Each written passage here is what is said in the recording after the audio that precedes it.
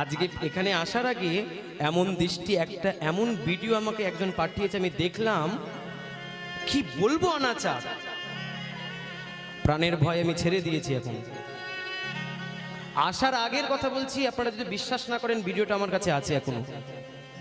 হিন্দুদের এইভাবে বাঁচানো যায় না দাদা ভাই, এইভাবে একদম টোটালি বাঁচা। শুভেন্দু অধিকারী মহাশয় ভুল করছেন। নির্দিষ্ট সালে যেমন কুরবানির প্রথা চলছিল সেই প্রথা চালু করে। আমার ঋণ আছে 9 লাখ টাকা, ঋণের বোঝা শুভেন্দু অধিকারীকে নিতে হবে। কুরবানির নিয়ম বন্ধ করেছে, মানছি না, মানছি না।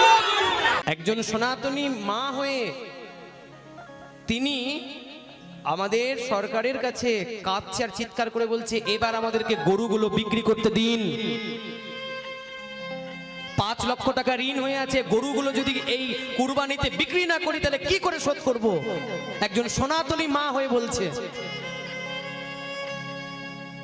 লজ্জার বিষয় না? টাকা শোধ করতে গেলে লোকের বাড়িতে কাজ করে টাকা শোধ করো, কেন একটা অবলা সেই গোমাতাকে হত্যা করার জন্য তাদের হাতে দিয়ে দিতে চাও? আজকের ভিডিও, আজকের কথা বলছি আমি। আমাকে তো সকলে ভিডিওগুলো পাঠায়, আমি আসার আগে ভিডিওটা দেখে আসলাম। সরকার যদি এর ব্যবস্থা যদি না দেয় তাহলে এসব গরু আমাদের তাহলে গিয়ে ছেড়ে দিয়ে আসতে হবে। কোথায় ছাড়বেন? নবান্নে গিয়ে ছেড়ে দিয়ে আসবো, তাছাড়া কি করবো বলো?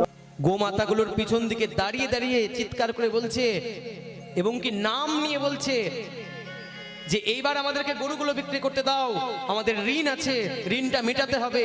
ধিক্কার তোমার ঋণ, তোমার ঋণের জন্য একটা গোমাতার প্রাণ যাবে। হাইরে সনাতনী, লজ্জা করে নিজেকে সনাতনী বলতে।